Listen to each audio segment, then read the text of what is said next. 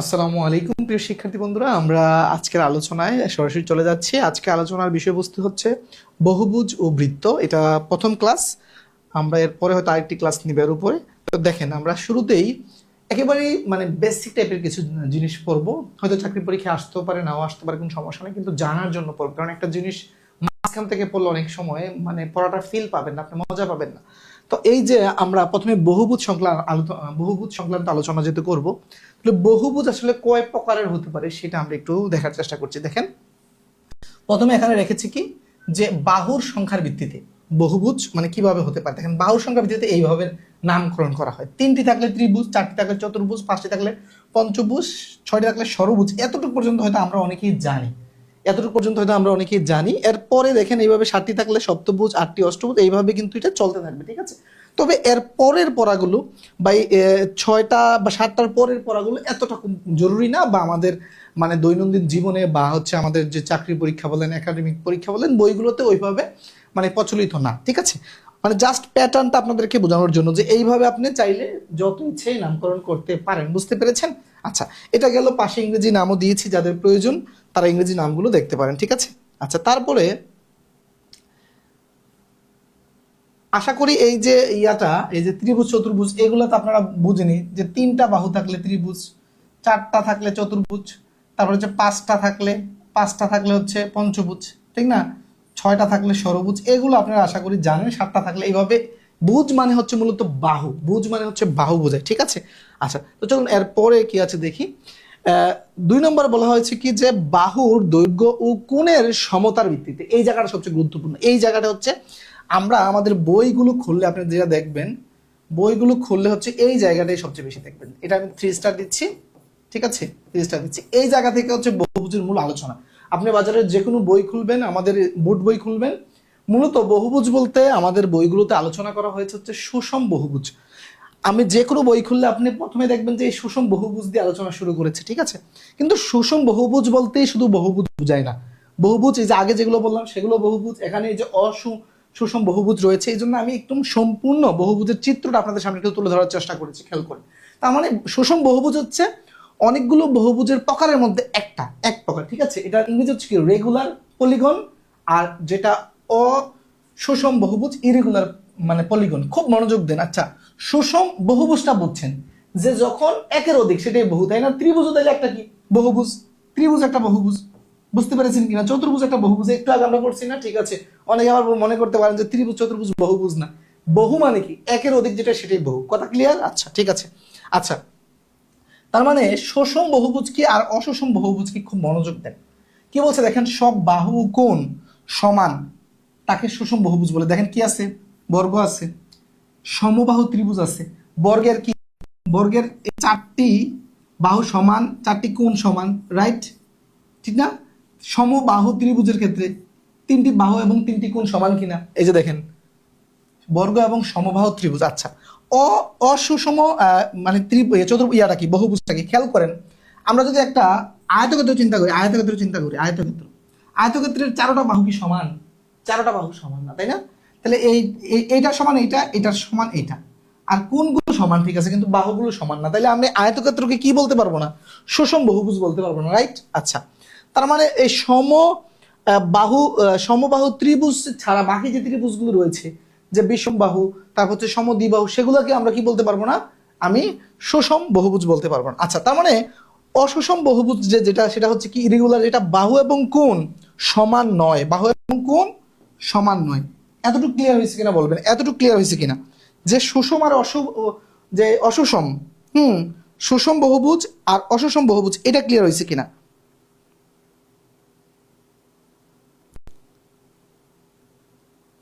অপূর্ব চৌধুরী, তার হচ্ছে রাজন সাহা তিথি, আপনারা জয়েন করেছেন, থ্যাংক ইউ। তা হচ্ছে শাহাবুদ্দিন সালাম দিয়েছেন। ফরিদপুর কেমন আছেন? ভাঙ্গা থেকে। ভালো আছি, ভাঙ্গা ভালো। আমার আমার নানা শ্বশুরের বাড়ি হচ্ছে ফরিদপুর, হ্যাঁ। আমার শ্বশুর বিয়ে করছে ফরিদপুর, বুঝছেন, ভাঙ্গার কাছে। হুম, আমার শ্বশুর সরকারি চাকরি করতো, তো ওই পারপাসে ওই এলাকায় গিয়েছে, ওখানে বিয়ে হয়েছে আর কি। আমার প্রথম ক্লাস, সবাই দোয়া করবেন। শাহিদ ইসলাম, ওকে ওকে, ধন্যবাদ। আচ্ছা, এইটা ক্লিয়ার হয়েছে কিনা? রেগুলার পলিগন আর ইরেগুলার পলিগন, সুষম আর অসুষম, এটা ক্লিয়ার হয়েছে কিনা দ্রুত কমেন্ট করবেন। ওকে,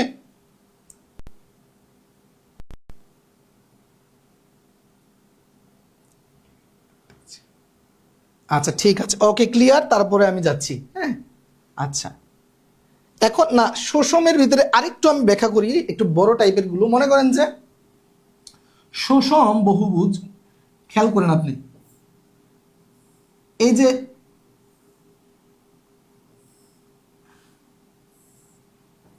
এটা আমি এটা কি আঁকছি, এটা একটা ষড়ভুজের মতো আঁকছি না, ষড়ভুজ আঁকছি। হ্যাঁ, আমি চেষ্টা করেছি ষড়ভুজটা আঁকার সময় এই প্রতিটা বাহুর দৈর্ঘ্য সমান রাখার, প্রতিটা বাহুর দৈর্ঘ্য সমান রাখার চেষ্টা করেছি। কিন্তু আপনি যদি সমান নাও রেখে কিন্তু আঁকতে পারবেন। খেয়াল করেন, মনে করেন যে আমি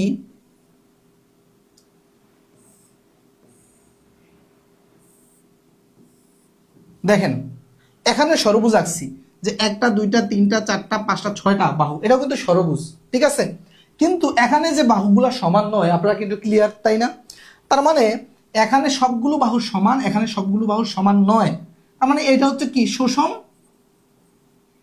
আর এটা কি অসুষম ষড়ভুজ। এটা সুষম ষড়ভুজ, এটা অসুষম ষড়ভুজ। তবে আমাদের মেইন আলোচনা, আমরা যে পরবর্তীতে আলোচনা করব, বেশিরভাগ হচ্ছে আমাদের সুষম মানে বহুভুজগুলোকে নিয়ে। বুঝতে পেরেছেন? তার মানে সুষম আর অসুষমটা ক্লিয়ার হয়েছে কিনা একটু দ্রুত কমেন্ট করবেন। ওকে, তারপরে আসেন, এটা আমাদের খুব বেশি প্রয়োজনীয় না, খুব বেশি প্রয়োজনীয় না, চাকরি পরীক্ষার জন্য খুব বেশি প্রয়োজন না। দেখেন, গঠন কাঠামোর ভিত্তিতে অবতল বহুভুজ, হ্যাঁ অবতল বহুভুজ, এটা হচ্ছে অন্তত একটি কোণ 180 ডিগ্রির বেশি, অন্তত একটি কোণ 180 ডিগ্রির বেশি। আমি কেন রেখেছি আমার ক্লাসে, যেন কোনো কারণে কোনোভাবে যদি কোনোদিন পরীক্ষা আসে অ্যাটলিস্ট যেন পারা যায়, ঠিক আছে, অ্যাটলিস্ট যেন পারা যায়। এটা মানে ইয়ে আসলো, ঠিক আছে, যে একটি অবতল, মনে করেন যে বললো যে একটি বহুভুজের, একটি বহুভুজের পাঁচটা অপশন দিল, যে একটি মনে করেন যে 90, 80, হ্যাঁ 70 ডিগ্রি, তারপরে মনে করেন যে আরেকটা দিলে হচ্ছে 190 ডিগ্রি, ঠিক আছে, 190 ডিগ্রি কোণ। যে নিচের কোণটি অবতল বহুভুজের মানে কোণ, তাইলে অবতল বহুভুজ, মনে করেন যে বললো যে একটি বহুভুজের, হ্যাঁ মানে চারটি বহুভুজের কোণ হচ্ছে নিচে দেওয়া হলো। হ্যাঁ, তাহলে এটা একটা 90 দিল, যেন অ্যাটলিস্ট আপনি পরীক্ষা হলে মানে অ্যাটলিস্ট যেন এটা পারেন, একটা ইনফরমেশন মাথায় থাকলে এটা জাস্ট পড়ানো, ঠিক আছে। তাহলে অবতল বহুভুজ যেটা হবে যে একটি কোণ, অন্তত একটি কোণ 180 ডিগ্রির উপরে, আর যেটা উত্তল এটা, হ্যাঁ উত্তল যেটা, উত্তল যেই বহুভুজ সেটা হচ্ছে কি সব কোণ 180 ডিগ্রির কম, সব কোণ 180 ডিগ্রির কম। বুঝতে পেরেছেন? আচ্ছা, তারপরে আমরা এই যে মূল আলোচনা আমাদের, এই যে এখান থেকে হচ্ছে চাকরির পরীক্ষা বা স্কুলের পরীক্ষা, ঠিক আছে।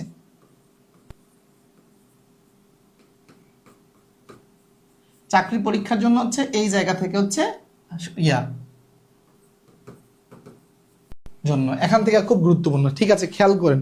সুষম বহুভুজে ত্রিভুজের সংখ্যা, সুষম বহুভুজ, এখন খেয়াল করেন ত্রিভুজের সংখ্যার ইয়াটা কি, সূত্রটা কি, n-2, আর n কি এখানে বাহুর সংখ্যা। খুব মনোযোগ দিতে হবে, এখানে কিন্তু প্রচুর মানে গুরুত্বপূর্ণ ইনফরমেশন রয়েছে, খুব মনোযোগ দিতে হবে। খেয়াল করেন, এটা আমরা প্রথমে এই যে সূত্র আমি কিন্তু মুখস্থ করতে না করি, ফিল করতে হবে প্রথমে, তারপরে মুখস্থ। ওকে, আচ্ছা খেয়াল করেন, তা বলছে কি বহুভুজের ত্রিভুজ সংখ্যা বের করতে। মনে করেন যে বহুভুজ কি, আমরা একটু পড়ছি না যে এই এটা একটা বহুভুজ, তাহলে এই ত্রিভুজ একটা বহুভুজ নাকি, ত্রিভুজ একটা বহুভুজ। ওকে, আচ্ছা ত্রিভুজের মধ্যে ত্রিভুজ কয়টা, ত্রিভুজের মধ্যে ত্রিভুজ কয়টা খেয়াল করেন, এন এর ত্রিভুজ কয়টা আছে দেখেন, বাহুর এই যে n-2 না, n-2, তাহলে এখানে n এর মান কত, ত্রিভুজের ক্ষেত্রে বাহুর সংখ্যা কয়টা, বাহুর সংখ্যা 3, তাহলে 3 - 2 কত হয়, একটা। ত্রিভুজের মধ্যে ত্রিভুজ আছে একটা, বুঝছেন কিনা, ত্রিভুজের মধ্যে আপনি ত্রিভুজ আঁকতে পারবেন একটাই।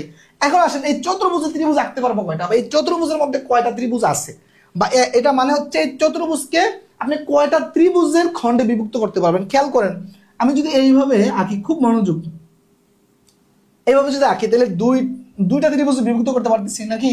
তার মানে দেখেন এখানে তো আছে যে বাহুর সংখ্যা, যে বাহুর সংখ্যা, তো চতুর্ভুজের বাহুর সংখ্যা কয়টি, 4টি, তাহলে 4টি - 2টি, 4টি - 2 তাহলে 2, তার মানে কি, তার মানে আমরা কি প্রমাণ পাইলাম যে একটি চতুর্ভুজে কয়টি ত্রিভুজ থাকবে, একটি চতুর্ভুজে 2টি ত্রিভুজ থাকবে। বুঝতে পেরেছেন? এখন কথা হচ্ছে মনে করেন যে পঞ্চভুজ,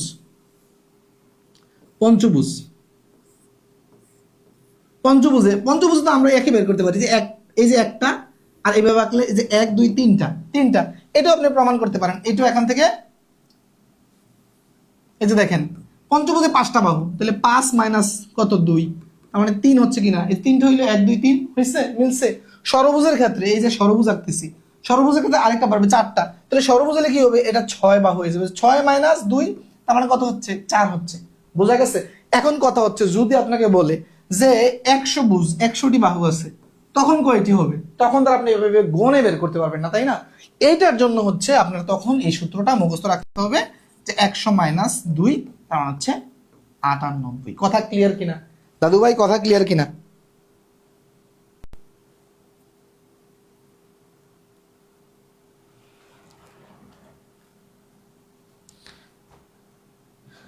আশরাফ ভাই বলছে স্যার নোটিফিকেশন আসলো না। আপনারা পুরাতন স্টুডেন্ট, নোটিফিকেশনের জন্য কেন বসে থাকেন? 9:30 চলে আসবেন, গ্রুপে শেষ। আমরা গ্রুপে লাইভ 9:30 শুরু করেছি, 1 মিনিট আগে এসেছি আলহামদুলিল্লাহ আজকে। তারপর হোয়াটসঅ্যাপ গ্রুপে আমি আমার মডারেটর এগুলো শেয়ারও দিয়েছি। ওকে, আচ্ছা, তার মানে প্রথম সূত্রটা ক্লিয়ার হয়েছে। আচ্ছা, প্রথম সূত্রটার সাথে দ্বিতীয় সূত্রটা রিলেটেড, খুব মনোযোগ দিতে হবে। প্রথম সূত্রের সাথে কি দ্বিতীয় সূত্রটা রিলেটেড, খেয়াল করেন এখানে কি বলছে, সুষম বহুভুজের মোট অন্তঃকোণের পরিমাণ কত হবে, এই সূত্রটা হচ্ছে 180 গুণন n-2, এই টোটালটা ডিগ্রি, এটা হচ্ছে ডিগ্রি। ওকে, আচ্ছা খেয়াল করেন, এটা কি ত্রিভুজের সংখ্যা না, এটা ত্রিভুজের সংখ্যা না, এটা হচ্ছে কি ত্রিভুজের সংখ্যা। আচ্ছা মনে করেন যে এই যে এখানে ত্রিভুজ আছে কয়টা, একটা, তাহলে একটা ত্রিভুজ, তাহলে খেয়াল করেন আপনি, তাহলে এই যে একটা ত্রিভুজের মোট কোণ কত, আমরা জানি না 180 ডিগ্রি, 80 ডিগ্রি, তাহলে ত্রিভুজের সংখ্যা দেখেন, এটা হচ্ছে একটা বহুভুজের ভিতরে কতটা ত্রিভুজ আছে, এটা এটা এটা হচ্ছে এই মানটা, ওই মানের সাথে যদি আপনি 180 ডিগ্রি গুণ করে দেন, তাহলে টোটাল কোণ চলে আসবে না, সেটাই তো করছে। খেয়াল করেন, মনে করেন যে একটা চতুর্ভুজ আঁকতেছি আমি, এই যে একটা চতুর্ভুজ, ওকে একটা চতুর্ভুজ, তাহলে চতুর্ভুজে কয়টা কোণ, ত্রিভুজ আছে, দুইটা আছে না, দুইটা আছে, তার মানে তখন এই মানটা আসবে কত, এই মানটা কত আসবে তখন বলেন তো, এই মানটা মানে কি 2 আসবে না, তাহলে 2 এর সাথে আমি, তার মানে কি এখানে 180 ডিগ্রি, এখানে 180 ডিগ্রি, এই তো মানে কি, তাহলে কত 360 ডিগ্রি আছে। এখন এই যে ত্রিভুজের সংখ্যার সাথে 180 ডিগ্রি গুণ করে দিছে, এই যে এটি হচ্ছে এই সূত্রটার সাথে আসছে, বুঝতে পেরেছেন? আচ্ছা, তার মানে এই 180 যখন গুণ দিবেন n-2 এর সাথে, তখন আসবে ডিগ্রিতে। কিন্তু আপনি খেয়াল করেন, আপনি সরাসরি যদি এটা যদি আপনি ইয়া ধরেন, এই যে আপনার সমকোণ ধরেন, এখানে মানে কি 2 সমকোণ না, 180 মানে 2 সমকোণ না, 2 সমকোণ না, তাহলে সূত্রটা কি দাঁড়াবে, n-2 2 সমকোণ, বা আপনি যদি সমকোণে বের করতে চান লিখবেন কি 2 গুণন n-2 সমকোণ, রাইট? আচ্ছা, তাইলে খেয়াল করেন তো, যখন চতুর্ভুজ হয় খেয়াল করেন, চতুর্ভুজ হলে সূত্রটা কি হবে, যে এখানে দেখেন এই যে n এর মান 4, তাহলে 4 - 2, তাহলে কি হচ্ছে, 4 থেকে 2 গেলে 2 2 2 4 হচ্ছে, তার মানে 4 সমকোণ, 4 সমকোণ না, একটা চতুর্ভুজের মোট কোণ 4 সমকোণ বা 360 ডিগ্রি না, এই যে এখানে 180 ডিগ্রি মানে কি 2 সমকোণ, এখানে 180 ডিগ্রি মানে কি 2 সমকোণ, মোট 4 সমকোণ না। আবার আয়তক্ষেত্রে আমরা এইভাবে তো দেখতে পারি, এই যে 4 সমকোণ, বুঝছেন কিনা? তার মানে কোণ নির্ণয়ের এই সূত্রটার ব্যাখ্যা বুঝছেন কিনা, 180 ডিগ্রি দিয়েও চিন্তা করতে পারেন, অথবা সমকোণ দিয়ে চিন্তা করতে পারেন, দুইভাবে কিন্তু কাজে লাগতে পারে। ওকে, তবে আমরা যেটা করব, এই যে আপনার 1 থেকে ষড়ভুজ, সপ্তভুজ, অষ্টভুজ পর্যন্ত যেটা আমরা করব, আমরা এই সূত্রতে যাব না। ফর এক্সাম্পল আমি যদি বলি যে এই পঞ্চভুজে মোট কত কোণ আছে, আপনারা যেটা করবেন, এই যে এটাকে এই ত্রিভুজে ভাগ করবেন, একটা, এই যে দেখেন 1 2 3, তার মানে তিনটা, প্রতিটা ত্রিভুজে 180 ডিগ্রি, তাহলে 3 18 54, 3 18 54 মানে কত, এই যে 540 ডিগ্রি, 540 ডিগ্রি, রাইট? বুঝতে পেরেছেন?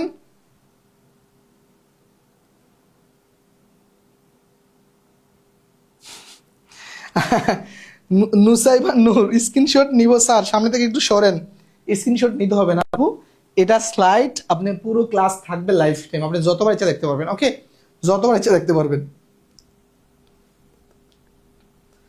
স্যার আপনার এই দাদু এই বলাটা মধু মধু লাগে, থ্যাংক ইউ, থ্যাংক ইউ।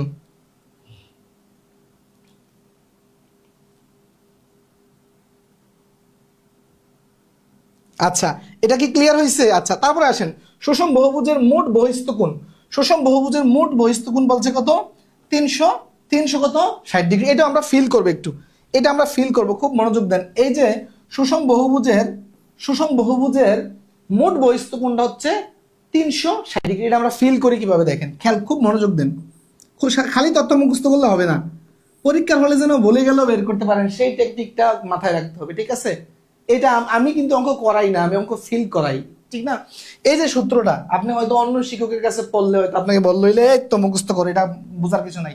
দেখেন এটা আমি বুঝাচ্ছি, আপনাকে ফিল করাচ্ছি যে একটা বহুভুজের মোট বহিস্থ কোণটা বলছে 360°। আমরা এটা প্রমাণ দেখি, খেয়াল করেন।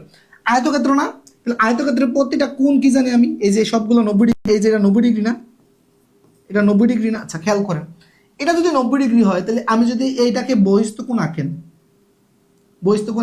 এটার বহিস্থ কোণ কি, এটা অন্তস্থ, তার মানে এই জায়গাটা হচ্ছে বহিস্থ। খেয়াল করেন তো, এটা ভিতরে 90 তাহলে বাইরেও 90, কারণ টোটাল এটা কি টোটাল একটা সরল কোণ না, 180° না, তার মানে এটাও 90°, এটাও 90°। ওকে, আচ্ছা, তার মানে চিন্তা করেন আপনি যদি এই জায়গায় খেয়াল করেন মোট বহিস্থ কোণ আপনি যদি এখানে আঁকেন, তাহলে এখানে যদি আরেকটা বহিস্থ কোণ আঁকেন, তারপর হচ্ছে এই জায়গায় যদি আরেকটা বহিস্থ কোণ আঁকেন, এই জায়গায় যদি একটা বহিস্থ কোণ আঁকেন, দেখেন মোট 4 জায়গায় 4টা বহিস্থ কোণ যদি আঁকেন আপনি, তাহলে আরো 4টা 90° পাবেন। 4 90 4 9 36, 380 হইল কিনা, 380 হইল কিনা, বুঝতে পেরেছেন? এই জায়গায় কারো প্রশ্ন থাকতে পারে যে স্যার এই জায়গায় তো আমি এই যে আপনি এদিকে একটা বহিস্থ কোণ আঁকছেন, হ্যাঁ, এই বহিস্থ কোণ আঁকছেন, আমি তো এইভাবে আঁকতে পারি, আরেকটা আঁকতে পারি এইভাবে, হ্যাঁ। আপনি চিন্তা করেন, আপনি বহিস্থ কোণ খেয়াল করেন, বহিস্থ কোণ আপনি এই যে এদিকেও আঁকতে পারেন, একটা এদিকেও আঁকতে পারেন, এদিকে টানলে এদিকে, আর যদি আপনি চাইলে এদিকেও টানতে পারেন, নাকি টানতে পারেন। তবে একটা কোণের বহিস্থ কোণ তো একটা আঁকতে পারবেন এট এ টাইমে, আপনি এই কোণায় এট এ টাইমে একটাই বহিস্থ কোণ আঁকতে পারবেন, ঠিক আছে? তাই যে এইটার, তাইলে দেখেন মোট 4টা কোণা যদি আমি 4টা আঁকি, তাহলে কি হচ্ছে আমার 4 9 36 মানে 360°, বুঝতে পেরেছেন?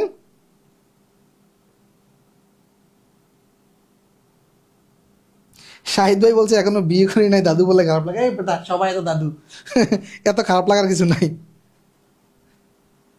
স্যার আমি নতুন ভর্তি হয়েছি, আপনার ক্লাসগুলো ডাউনলোড করা যাবে? আমি চেষ্টা করে পারিনি। নুরুল ইসলাম ভাই, আপনি ইউটিউবে দেখেন how to download private group video. তবে অনুরোধ, আপনারা ক্লাসগুলো প্রচার করবেন না। আপনি টাকা দিয়ে ভর্তি হয়েছেন, শুধু এর অধিকার আপনার, আর কারো নাই। আপনি কাউকে দিলেন মানে হচ্ছে আমার আপনি মেধাসত্ব, আপনি এটা পাইরেসি করলেন, হ্যাঁ, এটা কেউ করবেন না দয়া করে, ওকে? আচ্ছা, তারপরে কি বলছে, শোষণ বহুভুজের প্রতিটি বহিস্থ কোণ, আচ্ছা খেয়াল করেন, মোট খেয়াল করেন আপনি বহিস্থ কোণ মোট হচ্ছে 360। এখন মনে করেন যে আপনি একটা এই, তার মানে আমি বললাম যে এই যে একটা বহিস্থ কোণ হচ্ছে মোট 360°, এটা জানি, হ্যাঁ। এখন একটা খেয়াল করেন যে সুষম বহুভুজের প্রতিটি বহিস্থ কোণের মান আপনি কিভাবে বের করবেন। এখন দেখেন, আমি যখন চতুর্ভুজের ক্ষেত্রে আমি বের করতে পারবো, জাস্ট এটাকে 4 দিয়ে ভাগ দিলে কি 90 চলে আসলো।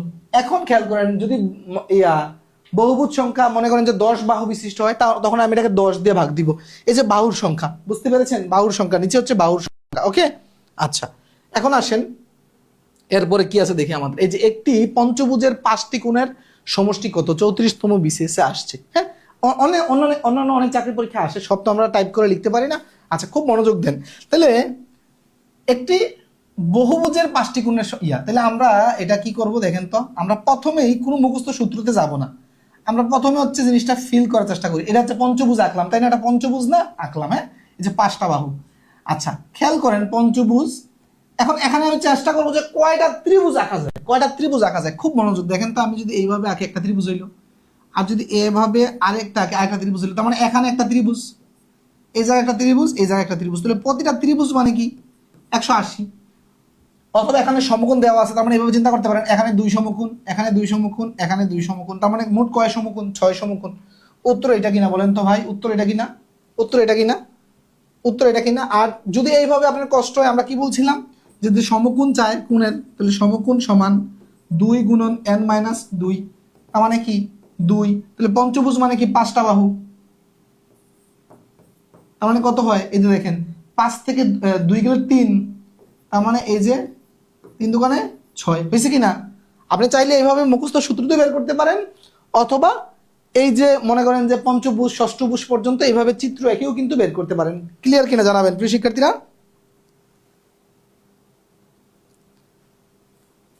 4 সমকোণ হবে না, 4 সমকোণ হবে না, চার সমকোণ যারা বলছেন ভুল বলছেন।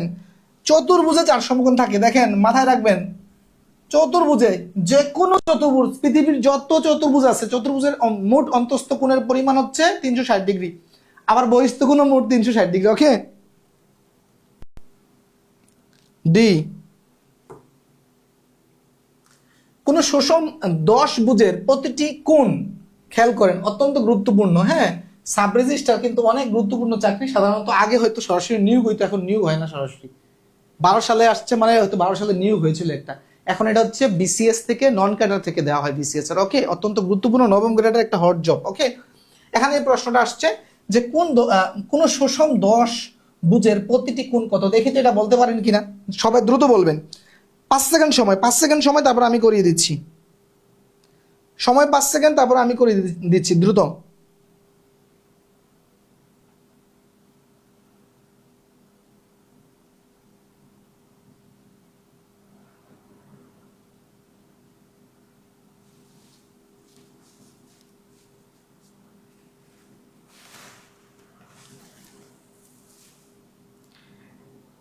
মুনমুন দে বলছে স্যার ভিডিও আটকে যাচ্ছে। ভিডিও আটকে গেলে হয়তো আপনার নেটের সমস্যা, আমার এখানে যদি আটকাইতো তাহলে সবার এখানে সবার ভিডিও আটকে যেত। উত্তর ক বলছেন একজন, ক ক স্যার সূত্র বুঝলে ম্যাথ, জি আচ্ছা। গ বলছেন, এটা কেউ দিচ্ছেন ক, কেউ দিচ্ছেন গ, স্থূল কোনো দিয়েছেন অনেকে, না খেয়াল করেন, মানে প্যাচ আছে, তার মানে কি কনফিউশন আছে অনেকের মধ্যে। খেয়াল করেন 10 ভুজের ক্ষেত্রে অন্তস্থ কোণ বের করে কিভাবে, খেয়াল করেন মোট অন্তস্থ কোণ কিভাবে বের করে।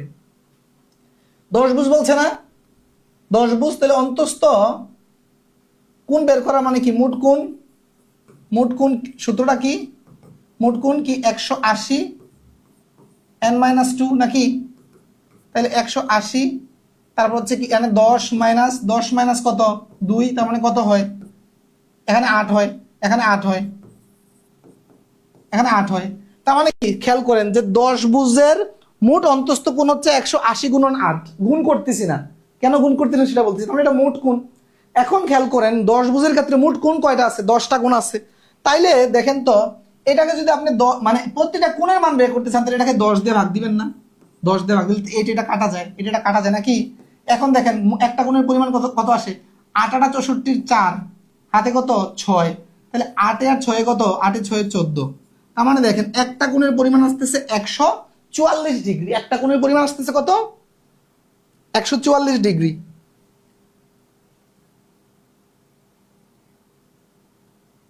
বুঝছেন কিনা এটা?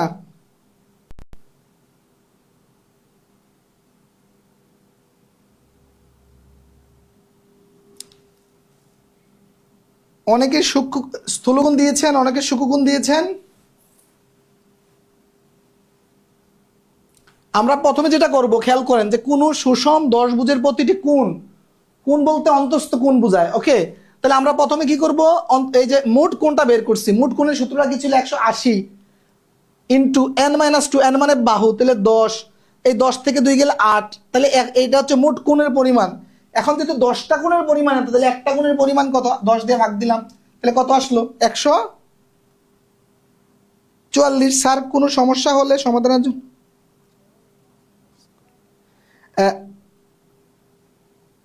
রাম এক ভাই যেটা বলছে, স্যার কোনো সমস্যা হলে পেজে আপনাকে পাওয়া যায় না, পেজে মেসেজ করলে বলে আমি মডারেটর, এমন অবস্থা কিভাবে কি করব, কালকে পরীক্ষা। আচ্ছা, কি ধরনের সমস্যা আপনি বলেন। যদি আপনি করতে গিয়ে কোনো ম্যাথ পারতেছেন না, এই ধরনের কোনো আমি সার্ভিস দিই না, আমি ভর্তির আগে এবং পরে বলে দিই, সেটা 550 টাকা না, আপনি 5 লাখ টাকা দিলেও কোনো প্ল্যাটফর্মের সেই সার্ভিসটা দেওয়া সম্ভব না। ঠিক আছে, আপনি সেটা চিন্তা করবেন যে এইভাবে, যে আপনি যে 550 টাকাতে কোর্সটা করতেছেন, হ্যাঁ আপনি কতটুক মানে বেনিফিট পাচ্ছেন সেটা দেখবেন। মনে করেন যে একটা ক্লাস থেকে আপনি 20টা অঙ্ক করাইলাম, আমি 20টা অঙ্ক করাইলাম, আপনি 18টা বুঝলেন, 2টা বুঝলেন না, এখন আপনি মাথায় টেনশন করতেছেন এই 2টা কিভাবে স্যার থেকে বুঝে নেওয়া যায়, স্যারের 10 বার কল দেই না। আপনি সেটা পজিটিভলি ভাবেন যে 18টা তো বুঝছি আমি, এটা আপনার অর্জন নয়। কারণ আমরা মানুষ, আমি হাজার হাজার স্টুডেন্ট, আমি কখনোই কাউকে ব্যক্তিগতভাবে অঙ্ক করে দিতে পারবো না। আমি কোর্স প্ল্যান সাজিয়েছি, কোর্সে করাচ্ছি। হ্যাঁ, আপনার যদি অন্য কোনো সমস্যা থাকে, যে ক্লাস খুঁজে পাচ্ছেন না বা কোনো মানে ক্লাস লিঙ্ক পাচ্ছেন না, এই ক্ষেত্রে আপনি আমাদের পেজে নক দিবেন অথবা আমাকে নক দিবেন, কোনো সমস্যা নাই। আমার নাম্বার দিয়ে দিচ্ছি, 0172129861 আমার নাম্বার দিচ্ছি, হোয়াটসঅ্যাপে নক দিবেন। কিন্তু কেউ দয়া করে অঙ্ক দিবেন না। অঙ্ক মাঝে মাঝে কেউ দিলে আমি করে দেই, কিন্তু সেটা আমি মানে আপনাদেরকে ওয়াদাবদ্ধ আমি কাউকে করি নেই। আমার কাছে যেই ভর্তির সময় যদি কেউ বলছে স্যার কোনো অঙ্ক আটকাইলে, ওই দিন এক আপু মানে ফোন দিচ্ছিল, স্যার অঙ্ক আটকাইলে আপনাকে দিব কিনা, আমি যথেষ্ট কড়া ভাষায় কথা বলছি না আপু, আমি যেটা সত্য কথা সেটা কড়া ভাষা। হ্যাঁ, কারণ সত্য কথা আমি এখন ভর্তির আগে আপনাকে বলবো যে কোনো সমস্যা হলে আপনি দিবেন, পরে আপনি ভর্তির পরে আপনার অঙ্ক পাঠাইলেন আমি করে দিলাম না, তাহলে তো মুনাফিক আচরণ হবে। এই জন্য আমি টাকা ইনকাম আমার কাছে মেন না, ইমান আমল ধরে রাখতে হবে। ঠিক আছে, আমি একদম স্পষ্ট, এটা ভাই সম্ভব না। আপনি টিচার হইলেও আপনার কাছে সম্ভব না। আপনি চিন্তা করেন, আপনি কোর্স করাচ্ছেন, আপনার কোর্সে 1000 স্টুডেন্ট, হ্যাঁ, আপনি কি মানে সবার মানে অঙ্ক করে দিতে পারবেন যে প্রতি মুহূর্তে মানুষ অঙ্ক পাঠাবে? এটা কি সম্ভব?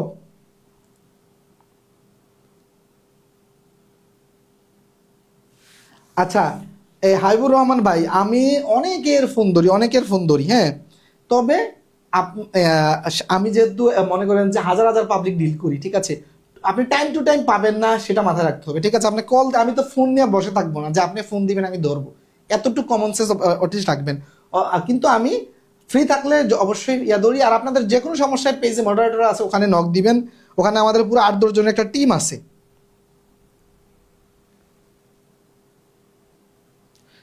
ঠিক আছে, বুঝতে পেরেছেন?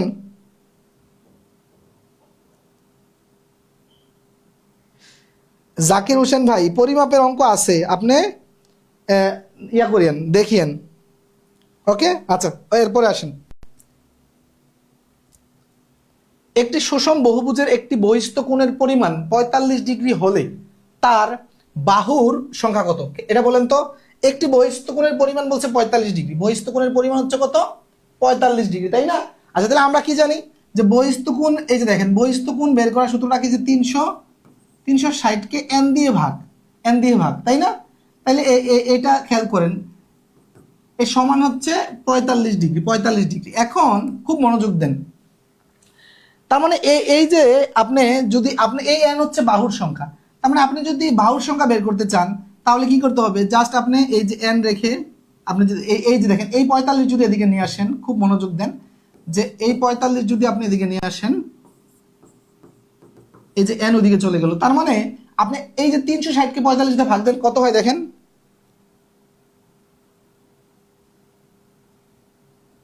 জাকির ভাই, না না জেনে একটা কমেন্ট করে বসে থাকে ছেলে পেলেরা, আমি বুঝি না। Be mature. আমার ক্লাসে, আমার কোর্সে পরিমাণের ক্লাস নেই, আপনি দেখছেন? পরিমাপের ক্লাস আপনি পাটিগণিতের শেষ অংশে পরিসংখ্যান পরিমাপের ক্লাস 27-28 নাম্বার ক্লাসগুলো দেখবেন, হ্যাঁ।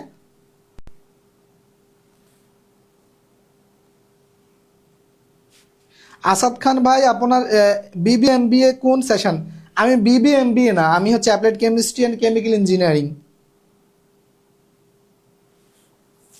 BSc MSc. বিল্লাল হোসেন ভাই, আজকে ভর্তি হলাম, ওকে, ঠিক আছে, দেখতে থাকেন। তার মানে দেখেন এইটাকে যদি আপনি ভাগ দেন, দেখেন 45-এর দ্বিগুণ 90, ঠিক না? 90-এর দ্বিগুণ 180, 180-র দ্বিগুণ হচ্ছে আপনার 360, তার মানে এটার মধ্যে 8 বার যায়, এটার মধ্যে 8 বার যায়, 8 বার, ওকে। তার মানে এ হচ্ছে 8, ক্লিয়ার?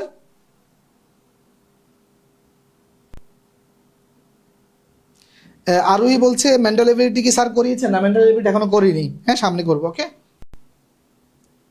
তার মানে বহিস্থ আমরা বাহুর সংখ্যা পাইলাম কি 8টি। আচ্ছা, তারপরে আসেন, একটি সুষম বহুভুজের প্রত্যেকটি কোণ, একটি সুষম বহুভুজের প্রত্যেকটি কোণ হচ্ছে 168 ডিগ্রি, এর বাহুর সংখ্যা কত? খেয়াল করেন, একটি সুষম বহুভুজের প্রত্যেকটি কোণ মানে কি অন্তস্থ কোণ দেওয়া আছে, তাই না? আচ্ছা, এখন বাহুর সংখ্যা যদি আপনাকে বের করতে হয়, আপনাকে কি জানতে হবে? বাহুর সংখ্যা বের করার সূত্র একটা, যে খেয়াল করেন যে বহিস্থ কোণ, প্রতিটি বহিস্থ কোণ না, বহিস্থ কোণ সমান হচ্ছে 360 - n, 360 - n, n মানে কি বাহু, n মাইনাস কি বাহু। খেয়াল করেন, এখন আপনাকে যদি বাহুর সংখ্যা জানতে হয়, বাহুর সংখ্যা জানতে হয়, তার মানে কি জানতে হবে? আমরা একটু আগে করছি না যে 45 ডিগ্রি দেওয়া ছিল কি বহিস্থ কোণের পরিমাণ, তাহলে আপনাকে বাহুর সংখ্যা জানতে হলে বহিস্থ কোণ জানতে হবে। আচ্ছা, বহিস্থ কোণ দেখেন, অন্তস্থ কোণ দেওয়া আছে, অন্তস্থ কোণ দেওয়া আছে, কোনো বিন্দুতে অন্তস্থ কোণ এবং বহিস্থ কোণের মোট যে ইয়াটা পরিমাণটা, সেটা হচ্ছে 180 ডিগ্রি। সেটা কত? 180 ডিগ্রি। খেয়াল করেন যে কোনো বিন্দুতে অন্তস্থ কোণ এবং বহিস্থ কোণের মোট পরিমাণটা হচ্ছে 180 ডিগ্রি। খেয়াল করেন, আমি এটা দেখাচ্ছি। এই যে একটু আগেও যে দেখাইলাম, এই যে এটা হচ্ছে একটা চতুর্ভুজ, এটা হচ্ছে অন্তস্থ কোণ আর এটা হচ্ছে বহিস্থ কোণ নাকি? তাহলে এটা 90, এটাও 90 না, দুইটা দুইটা মিলে 180 না, 180 না। তার মানে একটা কি দেওয়া আছে যে একটি অন্তস্থ কোণ দেওয়া 168। তাহলে ওই বিন্দুতে বহিস্থ কোণটা কত আমরা পেয়ে গেলাম না? 180 থেকে যদি আপনি এটা মাইনাস করেন, দেখেন এর সাথে 2 দিলে 70 আর 10 দিলে হচ্ছে 80, তার মানে 12। মানে 180 থেকে এটা মাইনাস করলে 12 ডিগ্রি, তার মানে বহিস্থ কোণটা কত? 12 ডিগ্রি, তাই না? আচ্ছা খেয়াল করেন, আপনি যদি এখন এই যে, তার মানে বহিস্থ কোণ 12, বহিস্থ কোণ মানে 12 ডিগ্রি, তাহলে 12, তারপর হচ্ছে এই যে 360 ডিগ্রি আর হচ্ছে এন এন। এখন এই এনটাকে এদিকে নিয়ে আসেন, এনটাকে এদিকে নিয়ে আসেন, 360। আপনি যদি এই 360কে 12 দিয়ে ভাগ করেন, দেখেন এই যে 36-এর মধ্যে 3 বার 0 মানে 30টি, 30টি, এই বাহু সংখ্যা 30টি। ওকে, এটা এই যে ডিগ্রি ডিগ্রি কাটা চলে যাবে, কারণ এখানে তো ডিগ্রি আছে তাই না, নিচে উপরে ডিগ্রি আছে, কাটা চলে যাবে, সংখ্যা হবে 30। ওকে, তার মানে n মানে 30, মানে হচ্ছে বাহুর সংখ্যা হচ্ছে 30টি। বুঝতে পেরেছেন?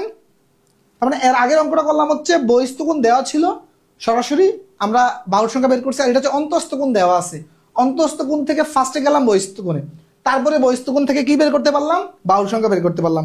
ক্লিয়ার কিনা জানাবেন।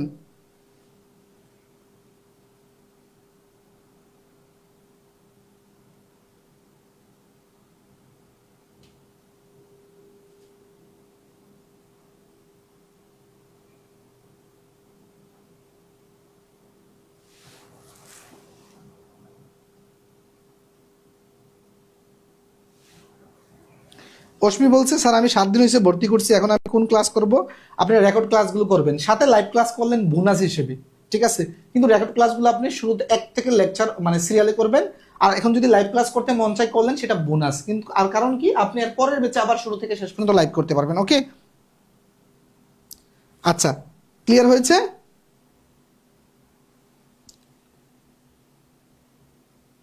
6 নাম্বার খেয়াল করেন, 5 বাহু বিশিষ্ট বহুভুজের কতটি কর্ণ আছে? খুব মনোযোগ দিবেন, ঠিক আছে?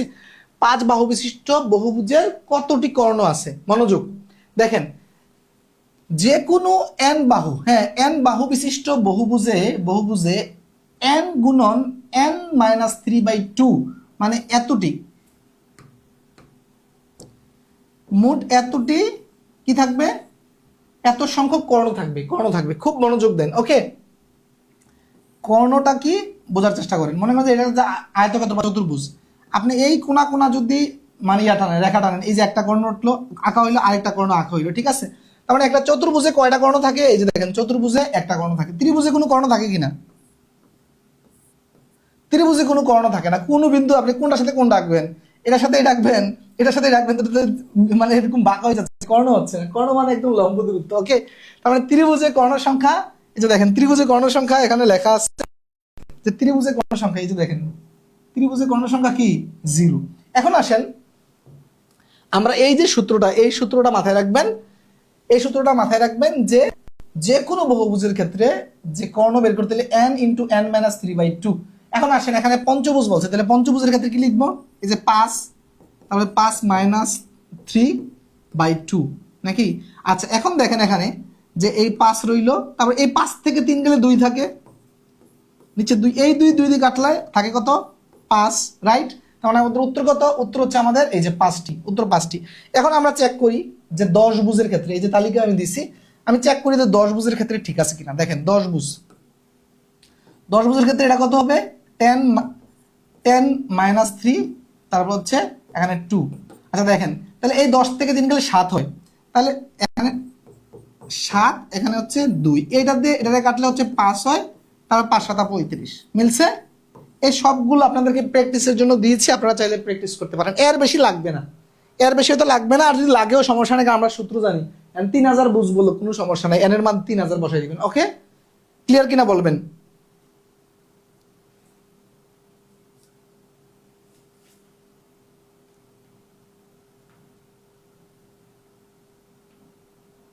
হ্যাঁ দাদু ভাই 5 হয়েছে। পাটিগণিত পড়লে করতে মন চায় না, তাই সিরিয়াসলি লেকচারগুলো করতে পারছি না। তাজনুর, কেন? পাটিগণিতের সবচেয়ে মজার জায়গা তো পাটিগণিত। গণিত তো বলতে পাটিগণিত, বাকিগুলো তো মুখস্থ টাইপ।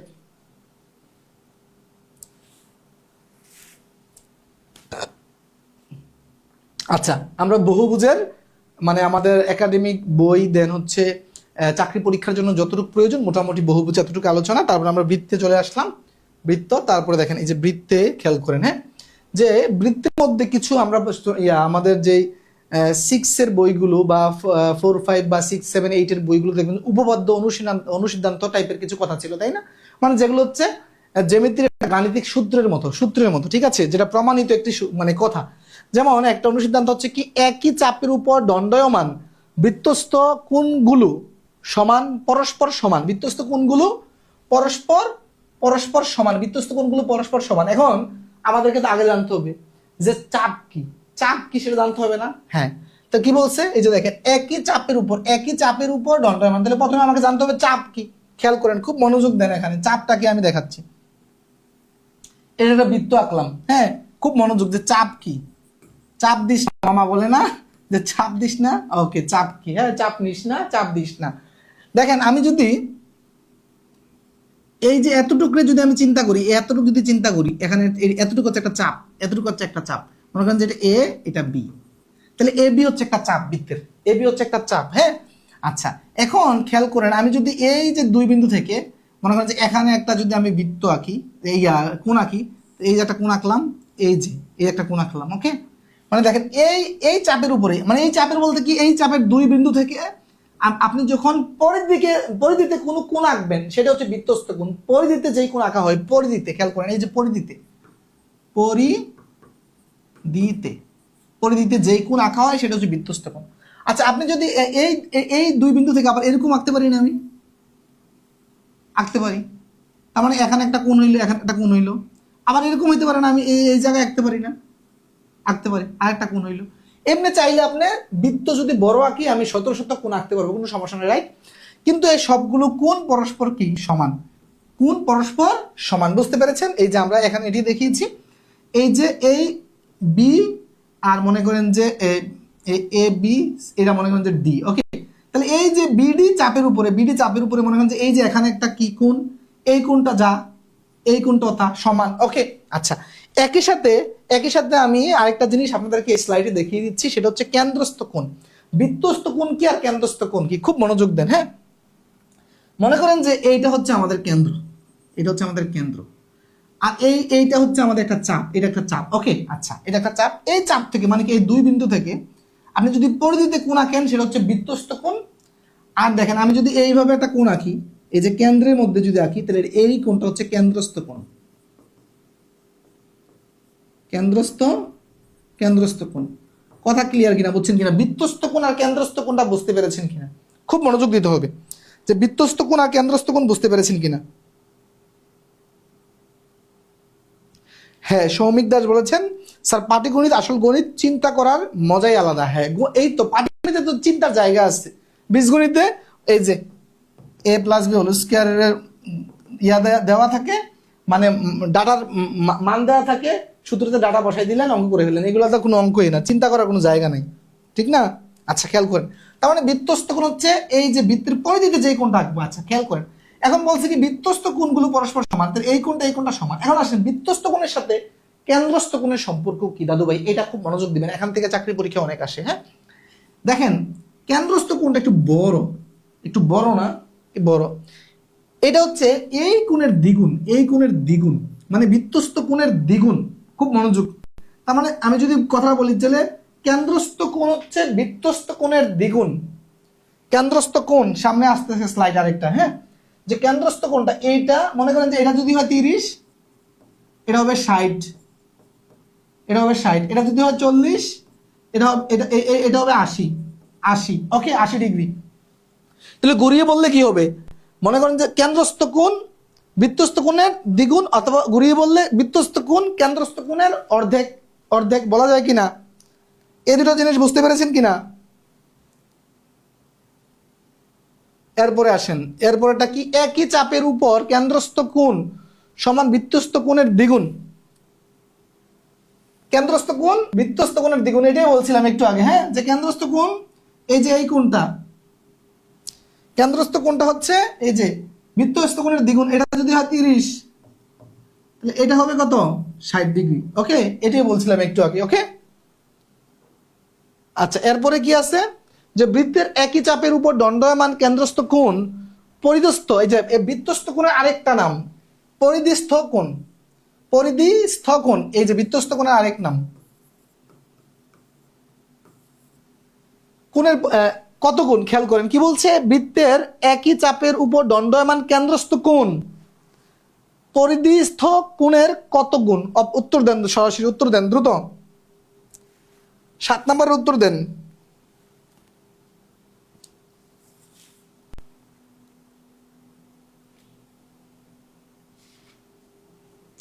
সাত নাম্বার উত্তর দেন স্যার। মোস্ট ইম্পর্টেন্ট উপপাদ্য ছিল, হ্যাঁ হ্যাঁ মোস্ট ইম্পর্টেন্ট উপপাদ্য ছিল, হ্যাঁ ঠিক আছে দীপ্তি দাস। 7-এর এ, সুমন হোসেন 7-এর এ দিয়েছে কেন, খেয়াল করেন কি বলছে, প্যাস লাগাইলে হবে না। কি বলছে, কেন্দ্রস্থ কোণ, কেন্দ্রস্থ কোণটা, এটা যদি চাপ ধরি, এটা কেন্দ্র ধরি, এটা কেন্দ্রস্থ কোণ, এটা বৃত্তস্থ কোণ। কেন্দ্রস্থ কোণটা পরিধস্থ কোণের কত গুণ। এটা যদি মনে করেন যে 30 হয়, তাহলে এটা ডাবল না দ্বিগুণ, না দ্বিগুণ। খেয়াল করেন অর্ধেক হবে কখন আর ইয়া হবে কখন, এটা কিন্তু প্যাস লাগতে পারে, কথার মার পেস। যদি বলে যে কেন্দ্রস্থ কোণ বৃত্তস্থ কোণ, তাহলে কেন্দ্রস্থ কোণের অর্ধেক। আর যদি বলে কেন্দ্রস্থ কোণ, তাহলে বৃত্তস্থ কোণের ডাবল, দ্বিগুণ। স্যার নেটওয়ার্ক সমস্যা হচ্ছে, তাই বাড়ির উঠানে বসে ক্লাস করছি। হ্যাঁ থ্যাংক ইউ ভাইয়া, মনোযোগ দিয়ে করতে থাকেন। ওকে, 8 নাম্বার, একই বৃত্তচাপের উপর দণ্ডায়মান বৃত্তস্থ কোণ 60 ডিগ্রি হলে কেন্দ্রস্থ কোণের পরিমাণ কত। দ্রুত বলেন, এগুলো এখন এগুলো পানিবাদ হয়ে গেছে, পানিবাদ হয়ে গেছে, তাই না, আলোচনার মানে বোঝার পরে দ্রুত বলেন, এগুলো পানিবাদ হয়ে গেছে।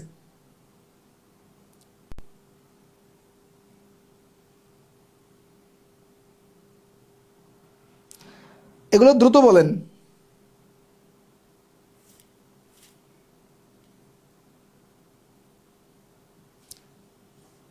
এটা সি বলতেছে নাকি, এটা ডি হবে, ডি হবে। দেখেন বৃত্তস্থ কোণ 60 ডিগ্রি, বৃত্তস্থ কোণ 60 ডিগ্রি, তাহলে বৃত্তস্থ কোণের ডাবল না, 60 দুগুণ 120, এটা উত্তর, 60 দুগুণ 120 ডি।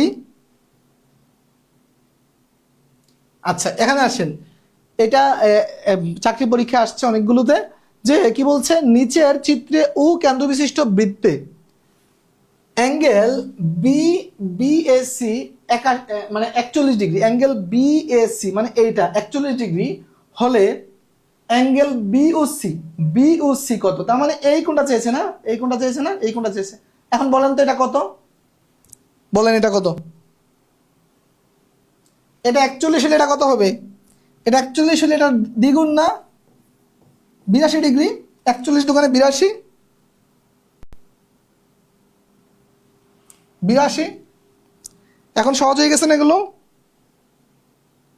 তারপরে আসেন, এইটা একটু কঠিন, এটা একটু কঠিন আছে, যে ও কেন্দ্র বিশিষ্ট, এটা আসছেও মানে কঠিন পরীক্ষা, বিসিএস এ 43তমতে আসছে, যে ও কেন্দ্র বিশিষ্ট বৃত্তে এক্স কোণের মান কত। এই চিত্রটা দেওয়া ছিল, এই চিত্রটা দেওয়া ছিল, এইভাবে দেওয়া ছিল, বলছে এক্স কোণের মান কত, এই যে এক্স কোণটার মান কত, এই কোণটা, এই কোণটার মান কত। ওকে, এই কোণটার মান কত,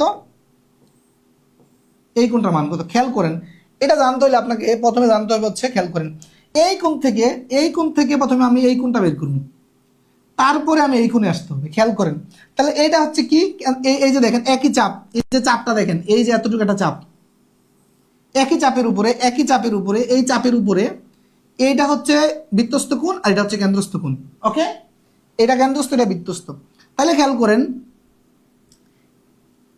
এইটা থেকে এটা জানলে আমার লাভ কি, খেয়াল করেন, এই যে মনে করেন যে এ বি ডি সি, এই যে চতুর্ভুজের, বৃত্তস্থ চতুর্ভুজের ক্ষেত্রে বিপরীত কোণগুলোর সমষ্টি হচ্ছে 180 ডিগ্রি। বৃত্তস্থ চতুর্ভুজে,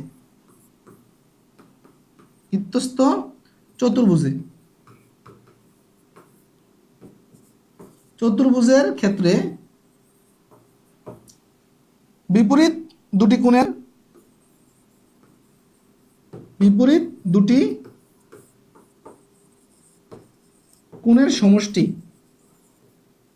সমষ্টি 180 ডিগ্রি, 180 ডিগ্রি। খেয়াল করেন, এটা একটা বৃত্তস্থ চতুর্ভুজ না, এই যে বৃত্তের ভিতরে না, তাহলে বিপরীত দুটি কোণের সমষ্টি হচ্ছে 180 ডিগ্রি। তাহলে আমি খেয়াল করেন এইটার বিপরীত এটা না, যদি আমি এইটা জেনে যাই তাহলে এটা জেনে ফেলবো, কারণ টোটালটা দুইটা মিলে 180।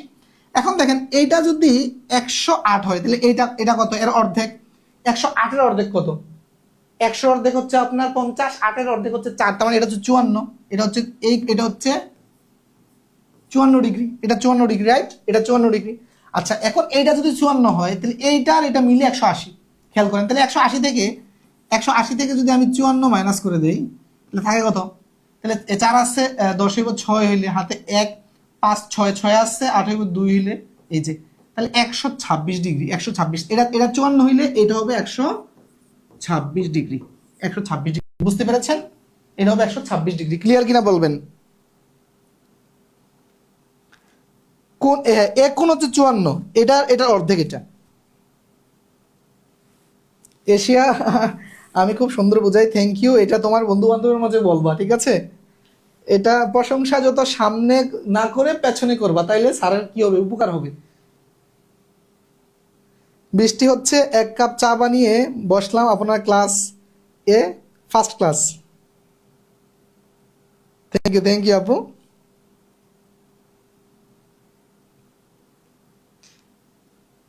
আপনারা তো এই যে স্টুডেন্টরা কি মজা, হ্যাঁ, যে একটা রোমান্টিক একটা ওয়েদারে মনে করেন যে ক্লাস করতেছেন চা খেতে খেতে, আমরা তো মানে বকবক করেই যাচ্ছি, ঠিক না?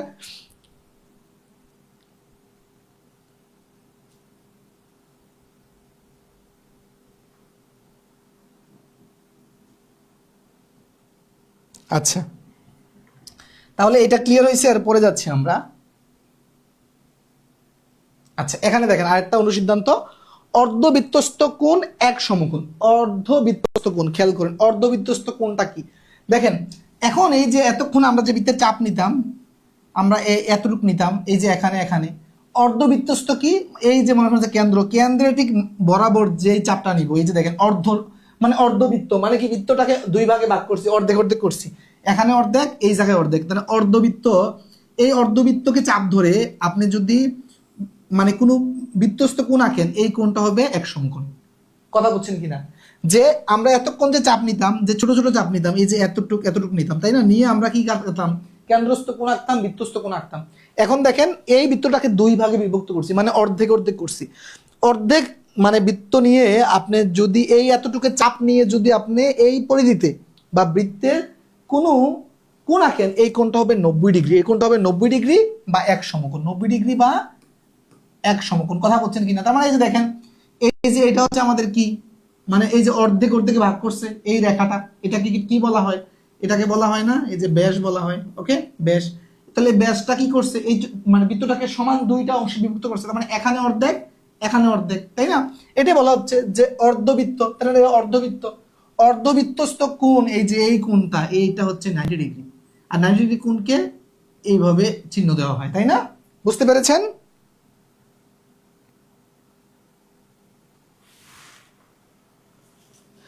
ইয়াসিন বলছে প্রথম ভর্তি হয়েছি, প্রথম লাইভে এসেই জ্যামিতি ক্লাস একটু আনইজি ফিল হচ্ছে, কোনো সমস্যা নাই, এখন যা পাচ্ছেন সবই বোনাস। আপনি আবার নতুন বেচে 1 থেকে শেষ পর্যন্ত আবার লাইভ করতে পারবেন, তখন থাকবেন আপনার পুরাতন দাদু ভাই, আপনারা দেখে অন্যরা আবার একটু শাই ফিল করবে, তাই না? আপনার সিনিয়র স্টুডেন্ট তখন। আজকেই প্রথম, নাইম ইসলাম থ্যাংক ইউ। নতুন ব্যাচের ক্লাস কবে নাগাদ স্টার্ট হবে? আপনারা যারা পুরাতন ভর্তি হয়েছেন আমাকে দয়া করে একটু রিল্যাক্সের ক্লাসগুলো নেওয়ার দিবেন, কারণ হচ্ছে কি এই ব্যাচটা আমি ক্লাস সংখ্যা মনে করেন যে এই আমাদের আর হয়তো 8-10টা ক্লাস লাগবে, 8-10টা ক্লাস শেষ হইলে এরপর দিন থেকে নতুন ব্যাচ শুরু হবে। এই 8-10টা ক্লাসের ফাঁকে আপনারা রেকর্ড ক্লাসগুলো করেন, ঠিক আছে? কোনো চাপাচাপের দরকার নাই, কোনো মানে চাপ নেওয়ার দরকার নেই। এই 8-10টা ক্লাস আপনি আমাদের সাথে করেন, সাথে রেকর্ড ক্লাসগুলো করেন, এর পরের দিন থেকে ইনশাল্লাহ নতুন ব্যাচ শুরু হবে।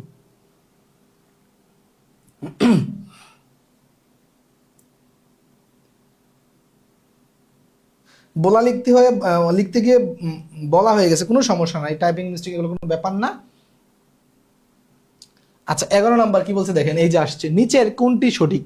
দেখেন একটা প্রশ্ন আসছে 23 সালে আসছে যে অর্ধবৃত্তস্থ কোণ, হ্যাঁ, এক সরল কোণের সমান, অর্ধবৃত্তস্থ কোণ এক সমকোণের সমান, অর্ধবৃত্তস্থ কোণ সর্বদাই একটি সূক্ষ্মকোণ, অর্ধবৃত্তস্থ কোণের কোনো নির্দিষ্ট আকার নেই। দেখেন যদি আপনি না পড়েন চাকরি পরীক্ষা আসবে আপনি হা করে তাকিয়ে থাকবেন, কিন্তু আপনি যদি একটু ফিল করেন দেখেন এটা কিন্তু পড়ার পরে ম্যাক্সিমাম স্টুডেন্ট বলে যাবে, কিন্তু আপনি যদি ফিল করে পড়েন যে অর্ধবৃত্তস্থ কোণটা কি ছিল, অর্ধবৃত্তস্থ কোণটা কি ছিল, যদি আপনি একটু ফিল করে পড়েন, ফিল করে যদি পড়তে পারেন, দেখেন যদি ফিল করে পড়েন তাইলে আপনি জীবনে বলবেন না যে এটা হচ্ছে অর্ধবৃত্তকে একটা কোণ আঁকেন।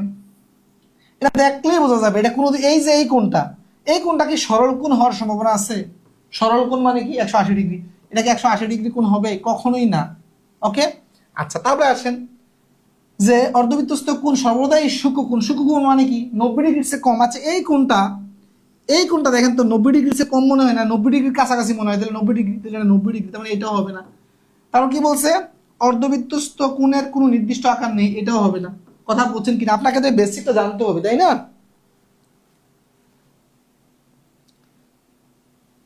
আরেকটা অনুসিদ্ধান্ত কি, বৃত্তের দুটি যা এর মধ্যে কেন্দ্রের নিকটতম জাটি অপর যা অপেক্ষা বৃহত্তর। খেয়াল করেন, খুব মনোযোগ দিবেন। হ্যাঁ, চিত্রটা এঁকে রেখেছি, স্লাইডগুলো অনেক কষ্ট করে সাজাইছি, বুঝছেন? আজকে এই ক্লাসের আগে মানে স্লাইড সাজাইতে আমার 4 ঘন্টা লাগছে। হ্যাঁ, এই যে জাস্ট যদি প্রশ্ন নিতাম মানে হয়তো সময় কম লাগতো। কিভাবে সুন্দরভাবে বোঝানো যায় সেই চেষ্টা একেবারে সুন্দর করে স্লাইডগুলো আপনাদের জন্য তৈরি করেছি। দেখেন কি বলছে, যে বৃত্তের মধ্যে দুটি যা। আচ্ছা, যা যেহেতু আসছে, যা নিয়ে আরেকটু কথা বলি, যা নিয়ে একটু কথা বলি। হ্যাঁ, যাটা কি সেটা বলি।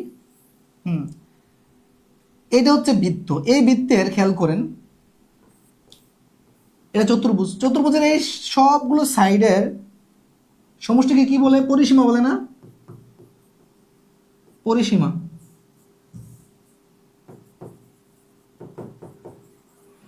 পরিসীমা বলে না? পরিসীমা বলে না? আচ্ছা, বৃত্তের ক্ষেত্রে এই সব সাইড আছে, এই বৃত্তের পরিসীমাটার আরেকটা নাম আছে, সেটা হচ্ছে পরিধি। পরিধি, এটাও চাকরি পরীক্ষা আসছে, তাহলে এটা পরিধি।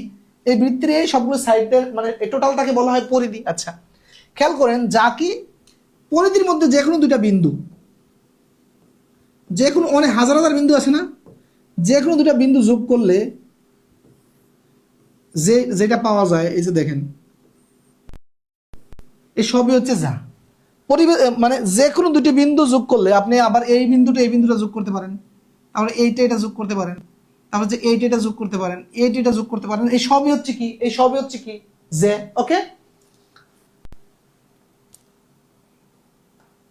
সিনথিয়া বলছি you are the best. Thank you Cynthia.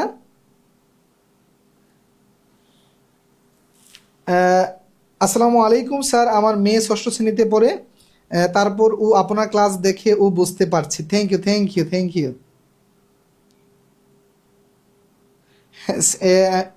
Cynthia নামটা তাহলে কার বুঝতেছি না, আপনার প্রোফাইলে হয়তো আপনার মেয়ের ছবিটা দেওয়া, পিচ্ছির ছবিটা দেখা যাচ্ছে। আচ্ছা যাই হোক, তার মানে আমরা যেটা বুঝতে পারলাম, যে বা যা যাই যেটাই বলেন, আমরা এটা কি বুঝতে পারলাম, মানে পরিধির মধ্যে যে কোনো দুটা বিন্দুকে যদি আমি যোগ করি সেটা হচ্ছে যে। ওকে, আচ্ছা এখন আসেন কি বলছে, যে এর মধ্যে কেন্দ্রের নিকটতম যেটি, দুটি যে যদি চিন্তা করেন আপনি, দুটি যে যদি চিন্তা করেন, এই যে একটা যে, খেয়াল করেন একটা যে, এই দুইটা বিন্দু যোগ করলাম, আরেকটা যে, তাই না? কেন্দ্রের নিকটতম যেটা, খেয়াল করেন এই যে মনে করেন যে এটা কেন্দ্র ধরছি, এই যে এটা কেন্দ্র, তাহলে কেন্দ্রের নিকটতম যে কাছে আছে আর কেন্দ্র থেকে এত তুলনামূলক দূরে আছে, কোনটা বড় হবে? এটা চোখে দেখলে বোঝা যায় না? চোখে দেখলে বোঝা যায় না? এটা এ বি, এটা দিলাম হচ্ছে, এটা এ বি, এটা সি ডি দিলাম, কোনটা বড়? কোনটা বড়? চোখে দেখলে বোঝা যায় না? এটা একটা অনুসিদ্ধান্ত। তার মানে এটা কি আমার মুখস্থ করতে হবে, নাকি আমি চিত্রটা আঁকলে নিজে আমি ফিল করে বলতে পারবো? বলেন তো, আমাকে মুখস্থ করতে হবে এই অনুসিদ্ধান্তটা? এটা আমাদের বাচ্চাদেরকে মুখস্থ করানো হয়। হ্যাঁ, যে বলতো মুখস্থ করে যে বৃত্তের দুটি জায়ের মধ্যে কেন্দ্রের নিকটবর্তী যায় সে তুলনামূলক বড়, এমনি যুগে যুগে মুখস্থ করা লাগে? Try to feel and imagine যে হোয়াট ইজ গোয়িং হিয়ার। বুঝতে পেরেছেন?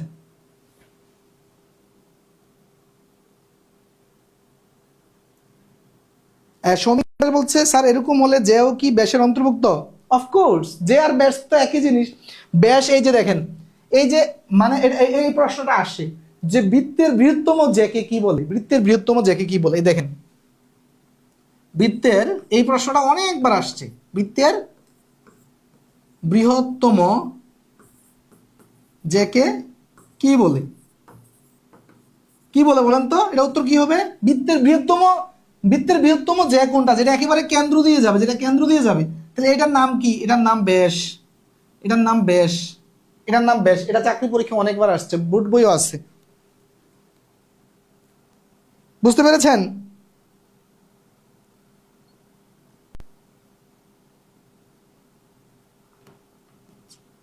আরফা ইসলাম স্যার, আপনি অনেক ভালো বুঝান, অল্পতে বুঝতে পারি। Thank you, thank you.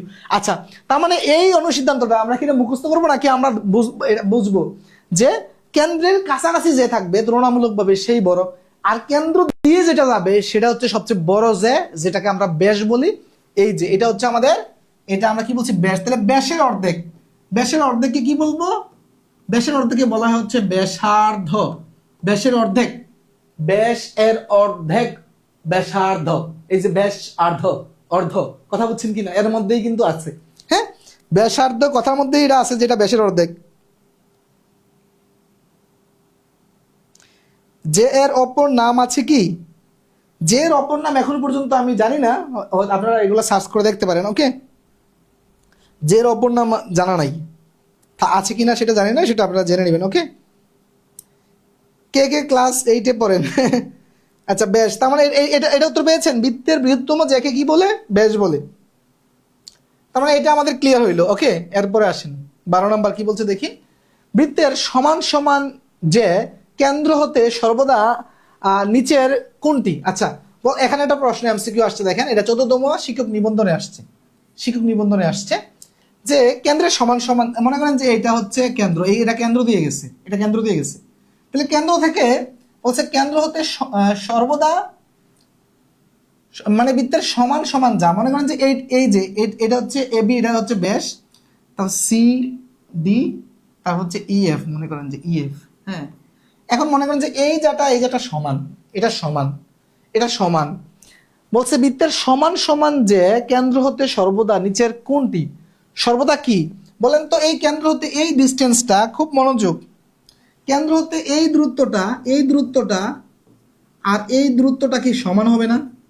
যেহেতু সমান সমান যা, এই দূরত্বটা সমান না, এই দূরত্বটা সমান, সমদূরবর্তী, এই জন্য এটা হবে সমদূরবর্তী। কেন্দ্র হতে সমান সমান যাগুলো সব সময় সমদূরবর্তী হবে। বুঝতে পেরেছেন? আপনি এটা যদি চিন্তা করতে কষ্ট হয়, আপনি চিন্তা করেন তো, দুই দিকে চিন্তা না করে একদিকে চিন্তা করেন। মনে করেন যে এই পাশে সিডি এর সমান করে যদি আরেকটা যা আঁকতে যান, এই পাশে চিন্তা করেন, সিডি এর সমান করে যদি আরেকটা যা আঁকতে যান, এই যাটা আপনি যদি এইভাবে আঁকেন তাহলে এটার উপরে পড়ে যাবে।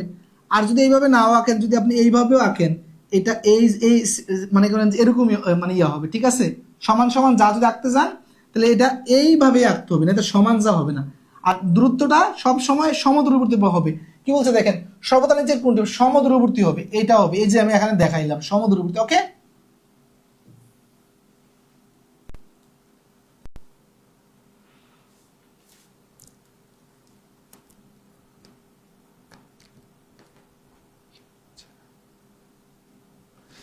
এখানে একটু ভুল করছেন মোনায়েম আহমেদ ভাই, কেন্দ্র দিয়ে রেখা গেলে তাকে ব্যাস বলে, আর কেন্দ্র ছাড়া রেখা গেলে সেগুলোকে যে বলে স্যার, তাহলে না, একটু ভুল করছেন। কেন্দ্র দিয়ে যেটা যাবে সেটাও যে, এটাও যে, সবই যে, এটাও যে, হ্যাঁ, এটাও যে, সবই যে। তবে কেন্দ্র দিয়ে যেটা যায় সেটা একটা অন্য নাম আছে, সেটাকে আমরা বলি হচ্ছে ব্যাস। বুঝতে পেরেছেন? কেন্দ্র দিয়ে যেটা যায় সেটা ব্যাস এবং যে একই সাথে, দুইটাই। ওকে, রাফসান শাহিন বলছে রেকর্ড ক্লাসগুলো কোথায় পাবো? রেকর্ড ক্লাসগুলো আমাদের যে প্রাইভেট গ্রুপে আপনি জয়েন করেছেন, এই যে গ্রুপে আপনি লাইভ ক্লাস করতেছেন, এটাতে ফিচারে ক্লিক করলে পেয়ে যাবেন। ইয়াসিন বলছে স্যার, আমি অনার্স প্রথম বর্ষে পড়ি, বাংলা বিভাগ, এখন থেকে একাডেমিক পড়াশোনার পাশাপাশি বিসিএস এর জন্য প্রস্তুতি নিচ্ছি। দয়া করে আমার জন্য করণীয় এরকম 2-1টি পরামর্শ দিবেন। আমার পেজে আমি দেওয়ার চেষ্টা করি, পেজে চোখ রাখবেন, ইনশাল্লাহ ওই গাইডলাইনগুলো আমি দিব। আচ্ছা, এরপরে আসেন কি বলছে, যে একটি যে কয়টি চাপে বিভক্ত হয়, অত্যন্ত গুরুত্বপূর্ণ। দেখেন, চাকরি পরীক্ষা, অনেকগুলো চাকরি পরীক্ষাগুলো আসছে, একটি যে কয়টি চাপে বিভক্ত হয়, খেয়াল করেন। একটি যে, এই যে একটি যে আঁকলাম, একটি যে আঁকলাম, এই যে দুইটা বিন্দুতে যোগ করে দিলে একটি যে হইলো, এটা এই বৃত্তটাকে কয়টি চাপে বিভক্ত করছে বলেন তো? কয়টি চাপে, দেখি তো বলতে পারেন কিনা? হ্যাঁ নাহিদ ভাই, ব্যাস এক ধরনের যে, ঠিক আছে।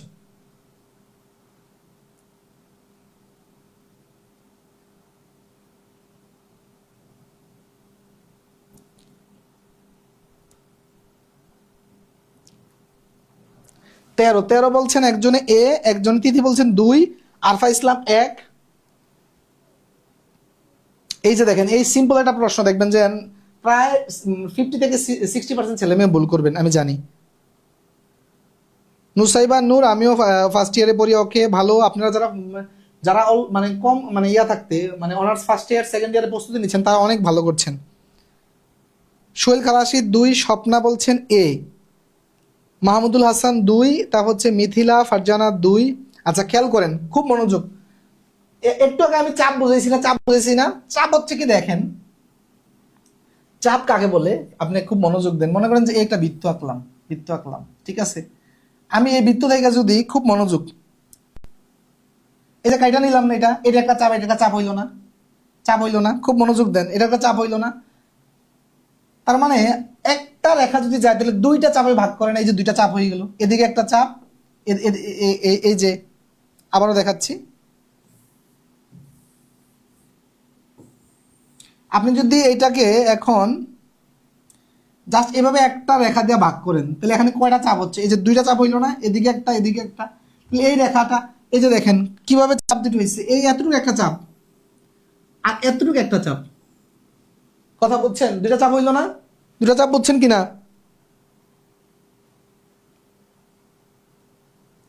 রিফাত হাসান রিফাত বলছে যে আর ব্যাস স্যার একবার বলেন।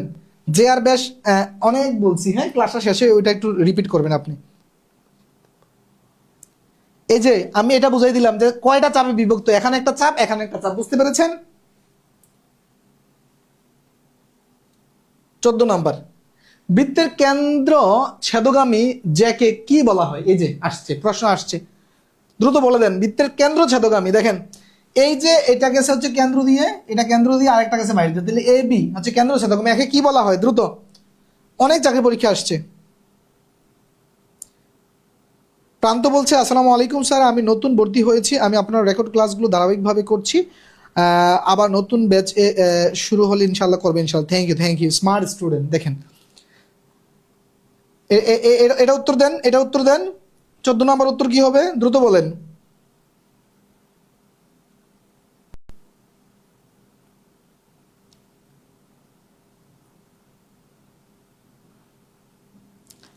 এই যে এটা ব্যাস, অলরেডি আমরা করে ফেলছি একটু আগে না? 15 15। একটি বৃত্তের বৃহত্তম যেটি ব্যাসার্ধের কত? দেখেন মানে এই সেম টাইপের প্রশ্ন, ঘুরে ঘুরে একই জিনিস। একটি বৃত্তের বৃহত্তম যেটি, বৃহত্তম যেটি মানে কি? এটা ব্যাস, এটা ব্যাসার্ধের কি? ব্যাসার্ধের দ্বিগুণ না? এটা ব্যাসার্ধের দ্বিগুণ না? দেখেন,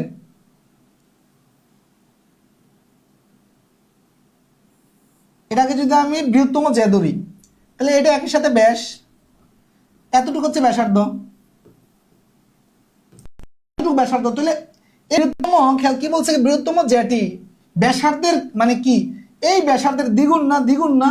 দ্বিগুণ না? কথা ক্লিয়ার কিনা? দ্বিগুণ না?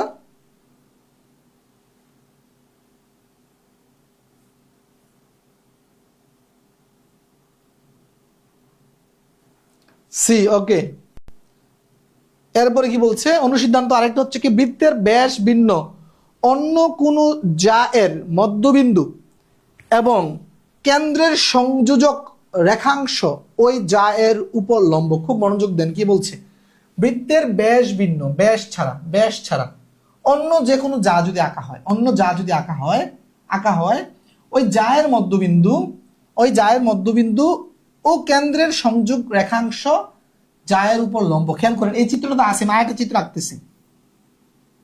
মনে করেন যে এটা কেন্দ্র, এটা কেন্দ্র, আপনি একটা যা আঁকলেন এইভাবে, এভাবে একটা যা আঁকলেন, ঠিক আছে? এই জায়ের মধ্যবিন্দু এইটা, আর এটা কেন্দ্রের থেকে যদি আপনি লম্ব দূরত্ব টানেন সেটা হচ্ছে এই লম্ব হবে, এটার উপরে লম্ব হবে, এটাই হয়েছে। মনে করেন যে এটা হচ্ছে কেন্দ্র আর এইটা হচ্ছে আমাদের জাটা, এইটা হচ্ছে আমাদের জাটা, ওকে। এর ঠিক মাঝখান কি বলছে? জায়ের মধ্যবিন্দু, মধ্যবিন্দু এবং কেন্দ্র যদি আপনি এই বিন্দু আর এই বিন্দু যদি যোগ করেন সেটা হচ্ছে লম্ব, বলছে যে জায়ের উপর লম্ব। কথা বুঝতে পেরেছেন? এই এই এই কনসেপ্টের উপরে, এই ধারণার উপরে অনেক অঙ্ক আছে, এরপরে দেখবেন এই ধারণার উপরে অনেক অঙ্ক আছে, অনেক অঙ্ক আছে, গুরুত্বপূর্ণ অনেক অঙ্ক আছে। তার মানে খেয়াল করেন এই জায়ের মধ্যবিন্দু এটা, তার মানে এই এই যে এই রেখাটা এই জাটাকে দুইটা অংশে বিভক্ত করছে, এইটা এটা অর্ধেক অর্ধেক বিভক্ত করছে, বুঝছেন কিনা? অর্ধেক অর্ধেক বিভক্ত করছে, রাইট? আচ্ছা, তারপরে খেয়াল করেন এই যে এটা মধ্যবিন্দু আঁকাতে এটা কেন্দ্র থেকে এটা লম্ব দূরত্ব, তাহলে এই যে এখানে একটা সমকোণী ত্রিভুজ উৎপন্ন হয়েছে, সমকোণী ত্রিভুজ উৎপন্ন হয়েছে, এই কনসেপ্টের উপরে আগামীতে অনেক অঙ্ক আছে, আর পরের স্লাইডে আমরা যাচ্ছি, দেখি। হ্যাঁ,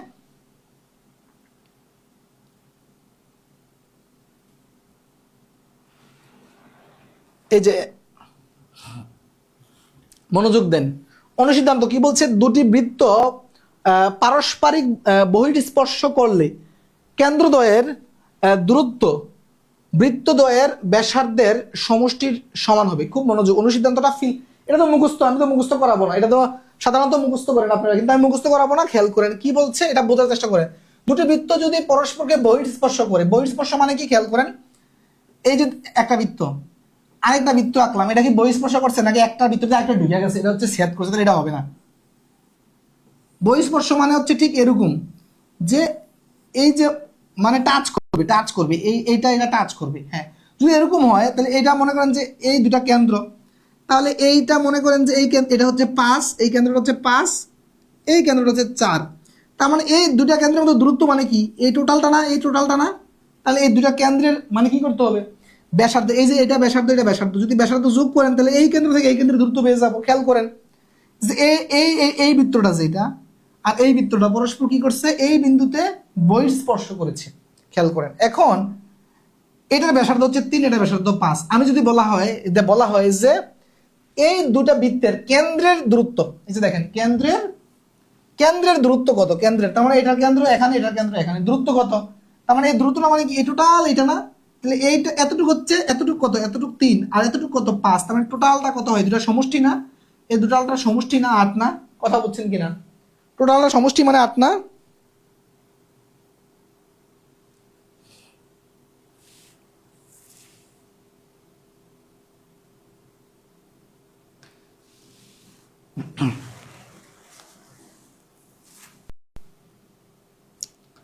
টোটালটা সমষ্টিটা বুঝতে পেরেছেন?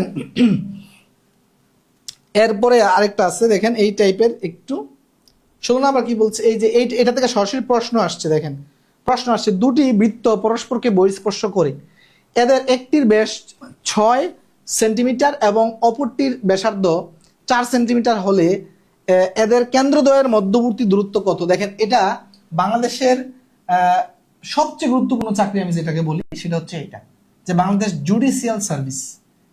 মানে এটা কিন্তু যারা শুধু আইন পড়ে তারা পরীক্ষা দিতে পারে, সবাই দিতে পারে না। বিচারক, তাই না, বিচারক, বিসিএস থেকেও এটার মর্যাদা অনেক বেশি বিচারকের, ঠিক আছে? খেয়াল করেন এটা যে ওদের যে আপনার চতুর্দশ যে নিয়োগ পরীক্ষা আসছিল, খেয়াল করেন কি বলছে, যে খেয়াল করেন একটির ব্যাস হচ্ছে 6 সেন্টিমিটার, অপরটির ব্যাসার্ধ 4,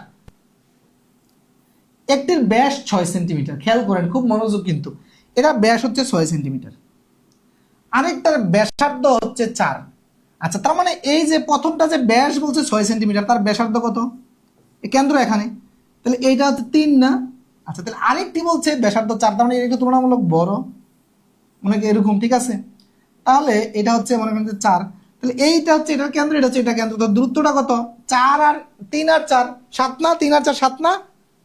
এই জায়গায় কিন্তু খেয়াল করতে হবে, অনেকে যেটা করবে এই 6 আর 4 যোগ করে দেবে, ঠিক আছে? আমি যখন প্রথম প্রশ্নটা দেখছি আমিও তো কই কি রে, 6 আর 4 তো 10 হওয়ার কথা, 6 আর 4 তো 10 হওয়ার কথা, ঠিক না? খেয়াল করতেছি না যে এখানে ব্যাস লেখা আছে, বুঝছেন কিনা? যে আমার মানে সাধারণত আমাদের কনসেপ্ট কি যে ব্যাসার্ধ থাকবে, এখানে ব্যাসার্ধ, এক জায়গায় ব্যাস দাও আর এক জায়গায় ব্যাসার্ধ দাও। আমি যখন দেখছি আমি কই উত্তর তো হওয়ার কথা 10, উত্তর 7 কেন, ঠিক আছে? পরে দেখতেছি যে এই জায়গায় ছোট্ট করে লেখা ব্যাস, বুঝছেন? এই জন্য একটু কেয়ারফুল থাকতে হবে, ওকে?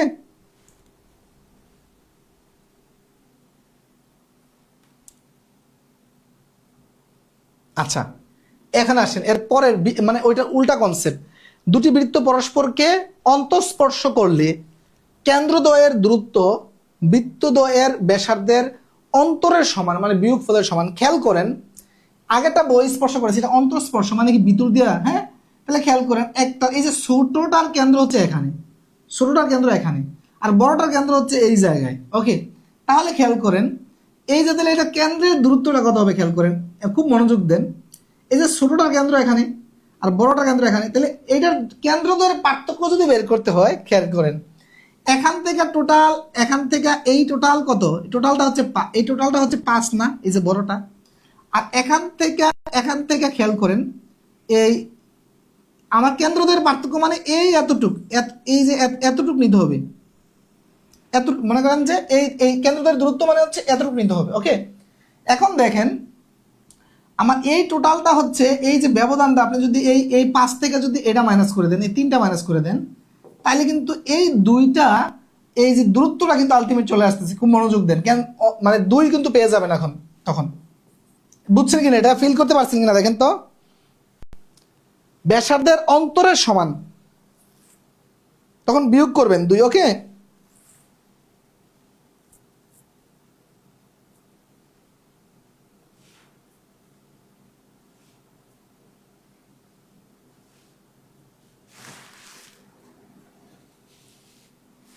আচ্ছা তারপরে আসেন, এরপরে এই যে এখানে আরো কিছু আছে। দুটি বৃত্ত পরস্পরকে অন্তঃস্পর্শ করলে কয়টি ছেদক আঁকা যাবে? একটি সাধারণ সাধারণ স্পর্শক আঁকা যাবে। আচ্ছা, সাধারণ মানে কি? কমন। সাধারণ মানে হচ্ছে কমন, কমন। আচ্ছা দেখেন, এই যে দুইটা বৃত্ত পরস্পরকে কি করছে? অন্তঃস্পর্শ করছে। এই যে এইটা আর এইটা অন্তঃস্পর্শ করছে, তাহলে স্পর্শক। আপনি স্পর্শক মানে হচ্ছে কি, দেখেন আপনি এই যে একটা টানলাম, এই যে রেখাটা, এগুলো স্পর্শক বৃত্তের। কিন্তু এটা কি দুইটা বৃত্তকে স্পর্শ করেছে? না। দুইটা বৃত্তের কমন হয়েছে, কমন দুইটা বৃত্তে টাচ করেছে না।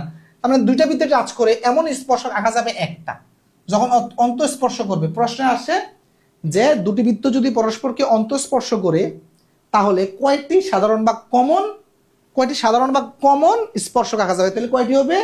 একটি হবে। এই চিত্রগুলো মানে একে একে চর্চা করবেন, তাহলে মনে থাকবে। ওকে, এই এই এই এই যদি লাইন মুখস্থ করেন জীবনে মনে থাকবে না, এই লাইন মুখস্থ হলে জীবনে মনে থাকবে না। আচ্ছা খেয়াল করেন, দুটি বৃত্ত পরস্পরকে ছেদ করলে, যদি ছেদ করে, যে দেখেন ছেদ করছে এই আর এই হচ্ছে এই। ওকে, ছেদ করলে কয়টি আঁকা যাবে? খেয়াল করেন, তখন উপরে একটা আঁকা যাইব, এই যে নিচে একটা আঁকা যাইব। দুইটা আঁকে গেল, দুইটা আঁকে গেল। ওকে, এক্ষেত্রে দুইটা। তারপরে আসেন, দুটি বৃত্ত পরস্পরকে বহিঃস্পর্শ করলে, এই যে বহিঃস্পর্শ করেছে, বহিঃস্পর্শ করলে দেখেন এদিক দিয়ে একটা, এদিক দিয়ে একটা, এদিক দিয়ে একটা, এই তিনটা, তাহলে তিনটা। যদি বহিঃস্পর্শ না করে, এ দূরে থাকে, দুজন দূরত্ব থাকে, দূরত্ব থাকলে কয়টা আঁকা যায় দেখেন, এই যে উপরে উপরে একটা আঁকা যায়, এইভাবে একটা, এইভাবে একটা, মোট 4টা। কথা ক্লিয়ার কিনা? কথা বুঝতে পেরেছেন কিনা? কথা বুঝতে পেরেছেন কিনা কমেন্ট করে জানাবেন সবাই। স্যার আপনার ক্লাসগুলো ডাউনলোড করা যায় না কেন? আপনি পারেন না, এই জন্য ডাউনলোড করতে পারেন না। অনেকে ডাউনলোড করতেছে না, অনেকে ডাউনলোড করতেছে। বুঝতে পেরেছেন?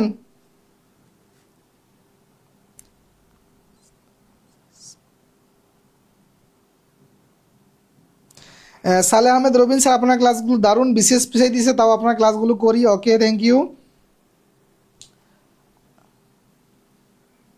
রিফাত ভাই, ডাউনলোড করা যায়, ইউটিউবে দেখেন। এই যুগে পারি না বলতে কোনো কথা না, একটু ইউটিউবটা সার্চ করেন, হ্যাঁ, যে how to download private group video. আমাদের তো প্রাইভেট গ্রুপ, তাই না? আচ্ছা, তো প্রিয় শিক্ষার্থীরা, আমাদের ক্লাসটা 1 ঘন্টার উপরে চলে গেছে। আমরা শেষ পর্যায়ে আসি। এই যে আরেকটা কি আছে, যে বৃত্তের বৃত্তের দৈর্ঘ্যকে কি বলে? এই যে বলছি না, এই প্রশ্নটা আসে, উত্তরটা বলে দেন। আমরা শেষ পর্যায়ে আছি ক্লাসের। বৃত্তের দৈর্ঘ্যকে কি বলে?